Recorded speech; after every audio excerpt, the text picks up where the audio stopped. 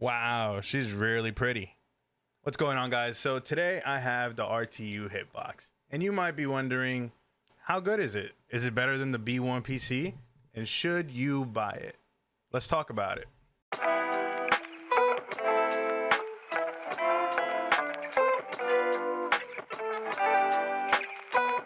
Alright guys, so again, this is the RTU Hitbox, another leverless controller alternative to the Hitbox, and let's just dive straight into the positives and negatives. And like last time, the first positive is the price. The RTU Mini Hitbox comes at $119.99, actually a little bit cheaper than the Fightbox B1 that goes for $129.99. However, if you do go for the glorious Panda switches, it goes back up to the same price. Now, I do want to point out that I will be making a lot of comparisons to the B1-PC because I just recently reviewed that device and I just think it's appropriate for me to compare them.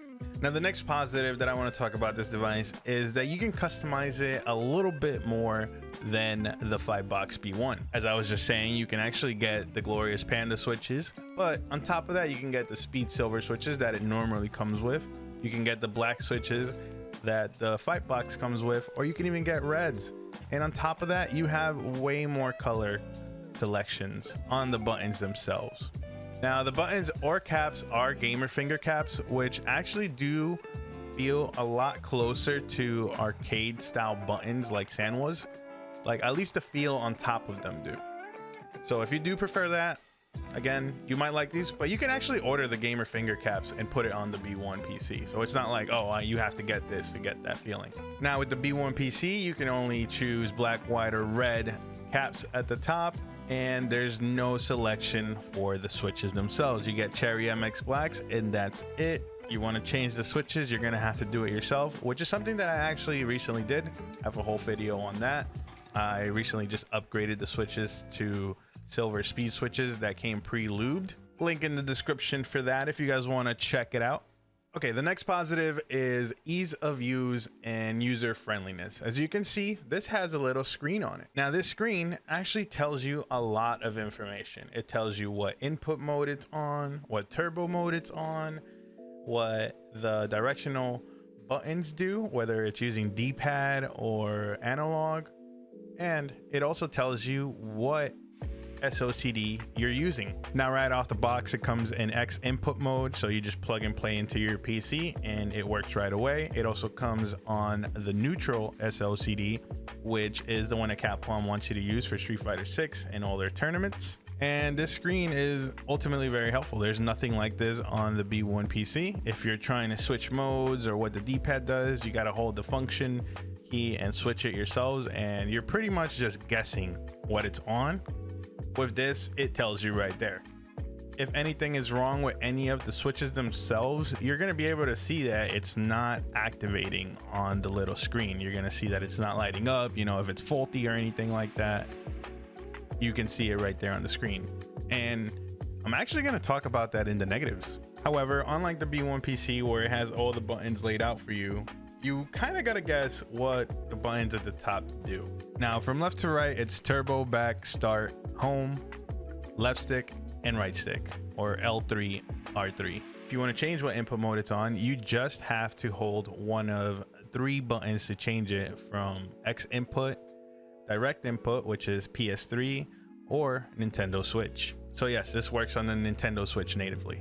You can also change SOCD models while you're at it, and all you have to do that is hold the start and the home plus a direction. So it would be start plus up, and that gives you SOCD up. And if you want the one that Capcom wants you to use, it's start, home, and down. And then that gives you SOCD neutral. You can see right there on the screen. Now, all the directions for this is on the Cino Arcade website. They literally tell you what everything on the screen means, how to do the input modes, how to do the direction modes, the SOCD modes. Everything is on their website if you guys need to, you know, either take a screenshot or just revisit it. And yes, it worked fine using the FGC Wingman converter from Brook on the PS5. Actually played the Tekken 8 beta using this device with no issues at all. The next positive is long-term support and troubleshooting. Now this device actually uses a Raspberry Pi Pico, unlike the B1-PC that uses a rack J800B.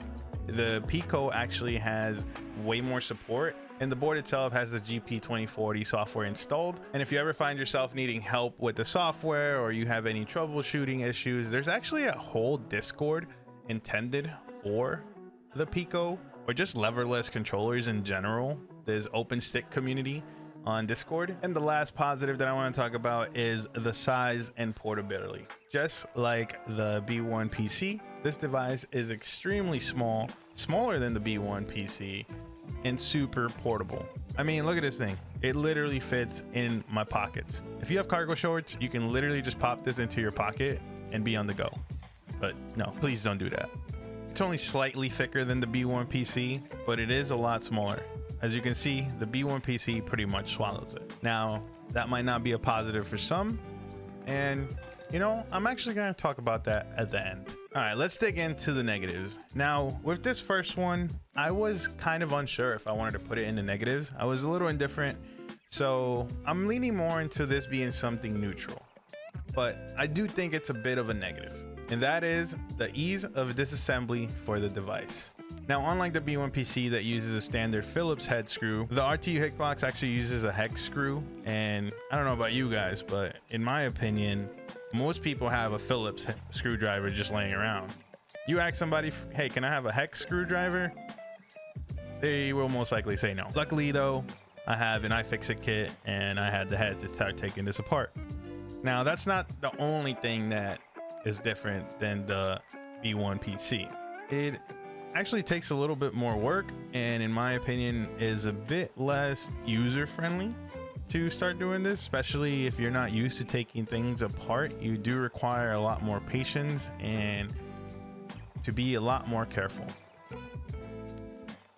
However, once you remove the screws, similar to the B1-PC, the pins pop out and you can start taking things apart. The bottom plexiglass or plastic layer comes out.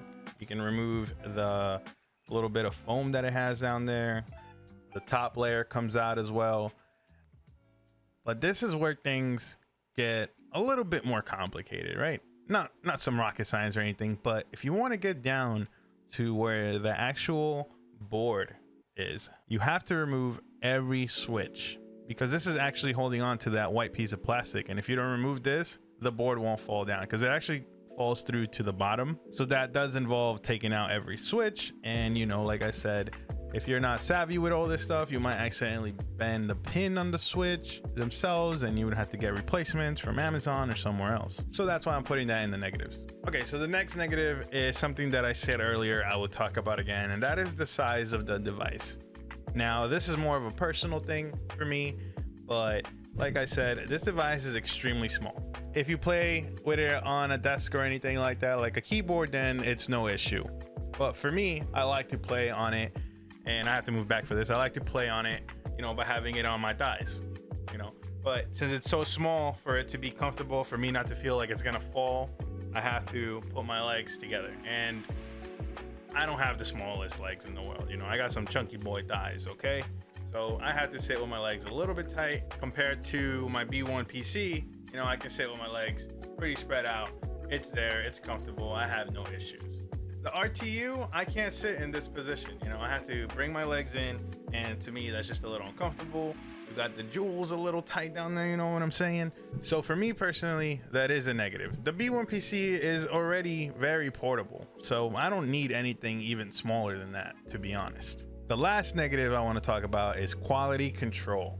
So you can only get this from two websites from what I'm aware of. One, Sino Arcade, like I was mentioning earlier, and they do seem to have a lot of ways to reach them. So if you have any issues with this or you want to return it, it might be easier to get a refund and things through Sino Arcade. The other place that you can buy this from is AliExpress, and it is cheaper there. However, good luck trying to get support for something that you buy from AliExpress, or at least that's been my experience. Now, the reason why I say quality control is a negative is because when I was playing the Tekken 8 beta testing this device, I started noticing that Asuka was not doing her cartwheels. She sometimes would do it, and sometimes she would just do a normal kick.